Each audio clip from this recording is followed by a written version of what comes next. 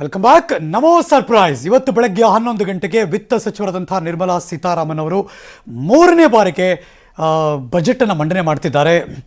ಕ್ಲಿಷ್ಟಕರ ಸಂದರ್ಭದಲ್ಲಿ ದೊಡ್ಡ ಮಟ್ಟದ ನಿರೀಕ್ಷೆಗಳನ್ನು ಹುಟ್ಟುಹಾಕಿದ್ದಾರೆ. ಹಾಗಾಗಿ ಇಡೀ ದೇಶನೇ ಕಾಯ್ತಾ ಇದೆ ಇವತ್ತು ನಿರ್ಮಲಾ ಸೀತಾರಾಮನ್ ಅವರು ಏನೆಲ್ಲ ಕೊಡ್ತಾರೆ ನಮಗೆ ಅಂತ.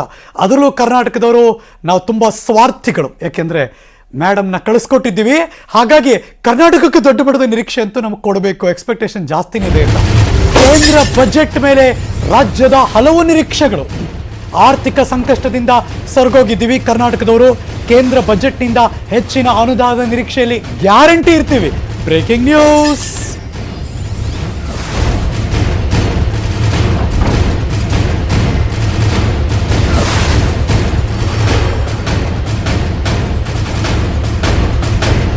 ರಾಜ್ಯವನ್ನ ರೆಪ್ರೆಸೆಂಟ್ ಮಾಡ್ತಿದ್ದಾರೆ ಅಫ್ಕೋರ್ಸ್, ಹಾಗಾಗಿ ಅಲ್ಲಿ ಹೋಗಿ ಮಿನಿಸ್ಟರ್ ಆಗಿದ್ದಾರೆ, ಆರ್ಥಿಕ ಸಚಿವರಿದ್ದಾರೆ.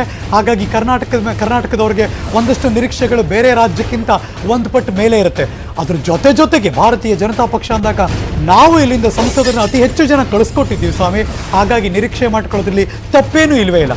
ಬಜೆಟ್ ಪೂರ್ವಭಾವಿ ಸಭೆಯಲ್ಲಿ ಈಗಾಗಲೇ ಚರ್ಚೆ ಆಗ್ತಿದೆ. ನಿರ್ಮಲಾ ಸೀತಾರಾಮನ್ ಅವರಿಗೆ ಹಲವು ಬೇಡಿಕೆ ಸಲ್ಲಿಕೆ ಆಗಿದೆ.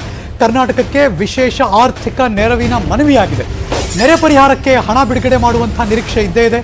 ರಾಜ್ಯದ ಬೇಡಿಕೆ 2261 ಕೋಟಿ, ಇದುವರೆಗೆ ಸಿಕ್ಕಿದ್ದು 1369 ಕೋಟಿ. ಉಳಿದ ಹಣವನ್ನು ಬಜೆಟ್ನಲ್ಲಿ ಬಿಡುಗಡೆ ಮಾಡಿ ಅಂತ ಒಂದು ರಿಕ್ವೆಸ್ಟ್ ಇದೆ.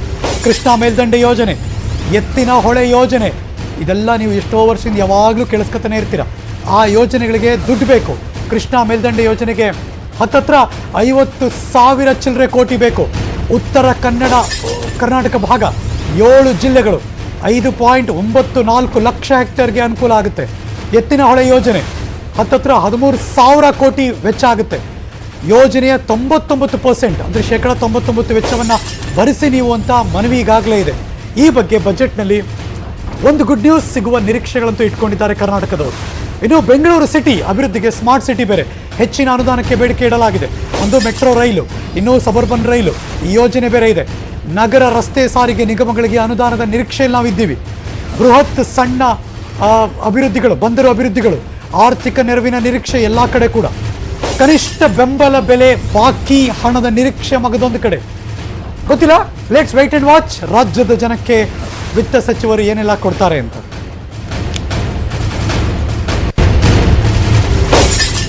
Welcome back. ಸ್ಟುಡಿಯೋದಲ್ಲಿ ನನ್ನ ಜೊತೆ ಇಬ್ಬರು ಅತಿಥಿ ಗಣ್ಯರಿದ್ದಾರೆ. ಕಾಂಗ್ರೆಸ್ನ ವಕ್ತಾರರು ಸಂಕೇತ್ ಎಣಗಿಯವರು, ಭಾರತೀಯ ಜನತಾ ಪಕ್ಷದ ವಕ್ತಾರರು, ಪರಿಷತ್ತಿನ ಸದಸ್ಯರಾಗಿರುವಂತಹ ಪ್ರತಾಪ್ ನಾಯಕ್ ಅವರು. ತಪ್ಪೇನಿಲ್ಲಲ್ಲ ಸರ್, ನಮ್ಮ ಸ್ವಾರ್ಥನೇ ಇರಲೇಬೇಕಲ್ಲ ಇಲ್ಲಿ ಕರ್ನಾಟಕಕ್ಕೆ. ಎರಡು ಥರ, ಒಂದು ಡಿಮ್ಯಾಂಡಿಂಗ್, ನಾವು ಓಟ್ ಹಾಕಿದ್ದೀವಿ, ಅಷ್ಟು ಜನ ಸಂಸದರನ್ನು ಕಳಿಸ್ಕೊಟ್ಟಿದ್ದೀವಿ, ನಮ್ಮ ಕೆಲಸ ಆಗಬೇಕು. ನಾವಿಲ್ಲಿಂದ ಆಯ್ಕೆ ಮಾಡಿ ರಾಜ್ಯಸಭೆಗೆ ಮೇಡಮ್ ಕಳಿಸ್ಕೊಟ್ಟಿದ್ದೀವಿ, ಬೇರೆಯವ್ರಿಗಿಂತ ಒಂದು ತೂಕ ನಮ್ಮದಲ್ಲಿ, ಒಂದು ಗ್ರಾಮಾರು ತೂಕ ನಮಗೆ ಜಾಸ್ತಿ ಬೇಕು. Please sir. ಖಂಡಿತವಾಗಿ ನಮ್ಮ ಎಲ್ಲರ ನಿರೀಕ್ಷೆ ಒಟ್ಟು ಬೆಳವಣಿಗೆಯ ದೃಷ್ಟಿಯಲ್ಲಿ ಕರ್ನಾಟಕಕ್ಕೂ ಹೆಚ್ಚಿನ ಆದ್ಯತೆಯನ್ನು ನಿರ್ಮಲಾ ಸೀತಾರಾಮನ್ ಅವರಿಂದ ನಾವು ನಿರೀಕ್ಷೆ ಮಾಡುವಂಥದ್ದು ಸಹಜ ಅಂತೇಳಿ ತಿಳ್ಕೊಳ್ತೇನೆ. ಆದರೆ ಕಳೆದ ವರ್ಷದಲ್ಲಿಯೂ ಕೂಡ ಸಾಕಷ್ಟು ಕರ್ನಾಟಕಕ್ಕೆ ದೊಡ್ಡ ರೀತಿಯ ಕೊಡುಗೆಯನ್ನು ನಮ್ಮ ಕೇಂದ್ರ ಸರ್ಕಾರ ಕೊಟ್ಟಿದೆ. ಮೊನ್ನೆ ಆದಂತಹ ಸಭೆಯಲ್ಲಿ ಪಂಚಾಯತ್ ರಾಜಿನ ಮಿನಿಸ್ಟ್ರಾದ ಈಶ್ವರಪ್ಪನವರು ಹೇಳ್ತಾ ಇದ್ದರು, ನಾವು ಪರ್ಫಾರ್ಮೆನ್ಸ್ ವೈಸ್ ಬಹಳ ಅವರು ಕೊಟ್ಟಂತಹ ಟಾರ್ಗೆಟನ್ನು ಕಂಪ್ಲೀಟ್ ಮಾಡ್ತಾ ಇದ್ದೇವೆ, ಜೊತೆಗೆ ಅಡಿಷನಲ್ ಕೇಳಿದ್ದಕ್ಕೆ ಮೊನ್ನೆ 800 ಕೋಟಿಯನ್ನು ಪಂಚಾಯತ್ ರಾಜ್ ವ್ಯವಸ್ಥೆಗೆ ಅವರು ಕೇಂದ್ರದಿಂದ ಸ್ಯಾಂಕ್ಷನ್ ಮಾಡಿದ್ದಾರೆ ಅಂಥೇಳಿ. ನಾನು ದಕ್ಷಿಣ ಕನ್ನಡ ಭಾಗದಿಂದ ಬರ್ತಾ ಇದ್ದೇನೆ. ಬಹುಶಃ ನ್ಯಾಷನಲ್ ಹೈವೇಯ ದೃಷ್ಟಿಯಲ್ಲಿ ನಮ್ಮ ಶಿರಾಡಿ ಘಾಟಿ ಇದಕ್ಕೆ, ಅದರ ಜೊತೆಗೆ ಕರ್ನಾಟಕದ ಒಟ್ಟು ಇನ್ಫ್ರಾಸ್ಟ್ರಕ್ಚರ್ ಬೆಳವಣಿಗೆಯ ದೃಷ್ಟಿಯಲ್ಲಿ ಗಡ್ಕರಿಯವರು ಮೊನ್ನೆ ಒಂದು ದೊಡ್ಡ ಕಾರ್ಯಕ್ರಮವನ್ನು ಉದ್ಘಾಟನೆ ಮಾಡಿ ಅಥವಾ ಶಿಲಾನ್ಯಾಸ ಮಾಡಿ ಅವರು ಅದಕ್ಕೆ ಚಾಲನೆ ಹೊರಟರು. 10,000 ಕೋಟಿ ರೂಪಾಯಿಯ ಒಂದು ವ್ಯವಸ್ಥೆ ಬರೀ ದಕ್ಷಿಣ ಕನ್ನಡದ ದಿನ ಬೆಂಗಳೂರಿಗೆ ಬರುವಂತಹ ಇದಕ್ಕೆ ಸುರಂಗ ಮಾರ್ಗವನ್ನು ಮಾಡುವ ಹಿನ್ನೆಲೆಯಲ್ಲಿಯೂ ಅವರು ಆಶ್ವಾಸನೆಯನ್ನು ನೀಡಿದ್ದಾರೆ. ಅದಕ್ಕೆ ಬೇಕಾಗುವಂಥ ಎಲ್ಲ ಪ್ರಕ್ರಿಯೆಗಳು ಮುಂದಾಗ್ತಾ ಇದೆ. ಈ ಒಟ್ಟು ನಾವು ನಿಮ್ಮನ್ನು ಕೇಳೋದಾದರೆ, ಕರ್ನಾಟಕಕ್ಕೆ ಇದಾಗಬೇಕು ಹರೀಶ್ ನಾಗರಾಜ್, ಈ ಸರಿ ಇದನ್ನು ಎಕ್ಸ್ಪೆಕ್ಟ್ ಮಾಡ್ತಿದ್ದೀನಿ ನಾವು ಅಂತ ಏನು ಅನ್ಸುತ್ತೆ ಸರ್? ನಾವು ಕರ್ನಾಟಕದಲ್ಲಿ ವಿಶೇಷವಾಗಿ ಇನ್ಫ್ರಾಸ್ಟ್ರಕ್ಚರ್ ವೈಸೇ ನಾವು ತುಂಬ ನಿರೀಕ್ಷೆಯನ್ನು ಮಾಡ್ತಾ ಇರ್ತೇವೆ. ರಸ್ತೆಗಳು ಅಥವಾ ಬೇರೆ ಬೇರೆಯ ಬೆಳವಣಿಗೆಯ ದೃಷ್ಟಿಗೆ ಪೂರಕ ಆಗುವಂತಹ, ಈಗ ತಾನೇ ತಾವೇನು ಟಿ ವಿಯಲ್ಲಿ ತೋರಿಸಿದ್ರಿ, ಅದು ಸ್ಮಾರ್ಟ್ ಸಿಟಿಯ ದೃಷ್ಟಿಯಲ್ಲಿಯೂ ಮತ್ತು ಉಳಿದ ಎಲ್ಲ ಸಂಗತಿಗಳ ದೃಷ್ಟಿಯಲ್ಲಿಯೂ ಖಂಡಿತವಾಗಿ ಈ ಬಜೆಟ್ನಲ್ಲಿ ನಮಗೆ ಸಮಾಧಾನ ಕೊಡುವಂತಹ ರೀತಿಯಲ್ಲಿ ಅವರು ಗಮನ ಹರಿಸ್ತಾರೆ ಅಂತ ಹೇಳುವಂತಹ ನಿರೀಕ್ಷೆ ನಮಗೆಲ್ಲ ಇದೆ. ಸಂಕೇತ್ ಸರ್, ನೋಡಿ, ಕರ್ನಾಟಕಕ್ಕೆ ಸಂಬಂಧಪಟ್ಟಂಗೆ ಹೇಳೋದಾದರೆ ನಾವು ನಿರೀಕ್ಷೆ ಅಂತ ನಾನು ಹೇಳ್ತಾ ಇಲ್ಲ, ಅದು ನಮ್ಮ ಹಕ್ಕು ಅಂತ ನಾನು ಹೇಳ್ತೀನಿ. ಇಲ್ಲಿಂದ ಆಯ್ಕೆ ಮಾಡಿ ಕಳಿಸ್ಕೊಟ್ಟಿದ್ದೀವಿ, ಡಿಮ್ಯಾಂಡ್ ಮಾಡೇ ಮಾಡ್ತೀವಿ ನಾವು. ಅದು ಒಂದೇ ಅಲ್ಲ, Karnataka is the highest contributory to the GST across India. ಹಾಗಿದ್ದಾಗ ನಾವು 80,000 ಕೋಟಿನೋ ಅಥವಾ 1,00,000 ಕೋಟಿನೋ ನಾವು ಕಾಂಟ್ರಿಬ್ಯೂಟ್ ಮಾಡ್ತಾ ಇರಬೇಕಾದಾಗ ನಾವು ಸದುಪಯೋಗ ಆಗಬೇಕು ಆ ದುಡ್ಡು ಅಂತ ನಾವು ಅದರಲ್ಲಿ ವಿಚಾರ ಮಾಡೋದ್ರಲ್ಲಿ ತಪ್ಪಿಲ್ಲ. ಅದೇ ರೀತಿ ಅದರಲ್ಲಿ ಒಂದು 60% ಆದರೂ ನಮಗೆ ಬರಲಿ ಅಂದರೆ ನಮ್ಮ ಕರ್ನಾಟಕ ರಾಜ್ಯಕ್ಕೆ ಇನ್ಫ್ರಾಸ್ಟ್ರಕ್ಚರ್ನಲ್ಲಿ, ಅಂದರೆ ಎಲ್ಲನೂ ಇನ್ಫ್ರಾಸ್ಟ್ರಕ್ಚರ್ಗೆ ಬೇಕು ಅಂತ ನಾನು ಹೇಳ್ತಾ ಇಲ್ಲ. ಒಂದು ಇನ್ಫ್ರಾಸ್ಟ್ರಕ್ಚರ್ ಆಗಿರ್ಬೋದು, ಒಂದು 20 to 30% ಇನ್ಫ್ರಾಸ್ಟ್ರಕ್ಚರಿಗೆ ವಿನಿಯೋಗ ಮಾಡ್ಕೋಬೇಕಾಗ್ತದೆ.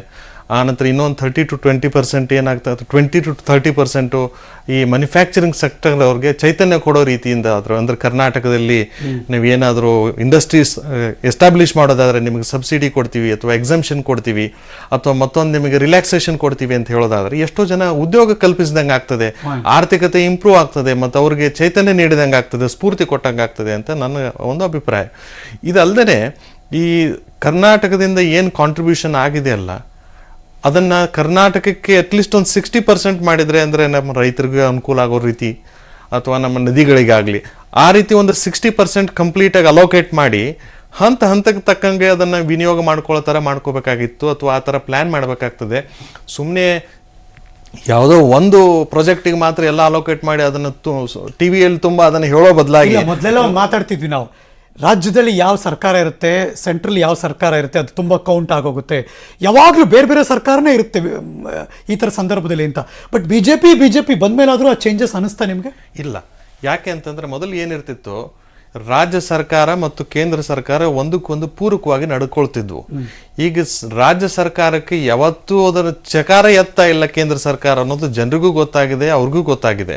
ಈ ರೈತರ ಆತ್ಮಹತ್ಯೆ ಸಮಸ್ಯೆ ಆಗಿರ್ಬೋದು ಅಥವಾ ರೈತರಿಗೆ ಸಂಬಂಧಪಟ್ಟಂಥ ನೆರೆ ಹಾವಳಿ ಸಮಸ್ಯೆ ಆಗಿರ್ಬೋದು, ಅದರಲ್ಲಿ ಕೇಂದ್ರ ಸರ್ಕಾರ ಸಂಪೂರ್ಣವಾಗಿ ಅಸಹಕಾರ ತೋರಿಸ್ತಾ ಇದೆ ರಾಜ್ಯ ಸರ್ಕಾರಕ್ಕೆ.